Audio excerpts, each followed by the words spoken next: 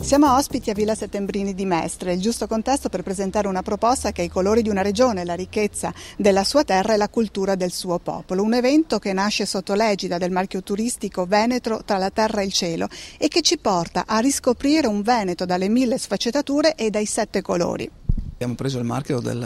che ormai contraddistingue non solamente il sistema turistico ma anche il sistema agroalimentare del Veneto. Adesso lo proponiamo anche cromaticamente come divisione della città di Treviso, in questo caso, come sarà nelle prossime anni le altre città, per identificare anche la tipologia di prodotto di qualità che vogliamo evidenziare, che può essere un prodotto agroalimentare e gastronomico, ma può essere un prodotto culturale, artigianale, tecnologico, imprenditoriale, ambientale, turistico, tutto quello che in qualche misura è il DOC del Veneto. A gradire il mercato, ai giorni di permanenza che si riducono si risponde allungando le stagioni turistiche. Questa è esattamente la strategia che avevo indicato un anno e mezzo fa, è quello di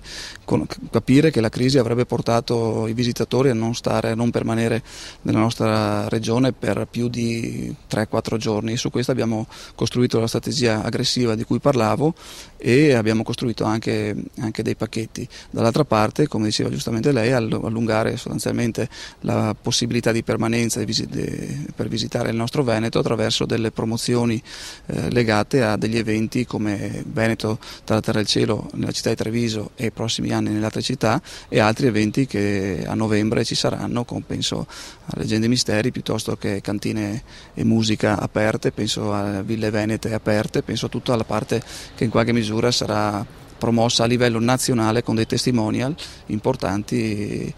di tutto il nostro territorio. L'appuntamento è quindi per il 16, 17 e 18 ottobre prossimi in una Treviso che per l'occasione diverrà una città arcobaleno.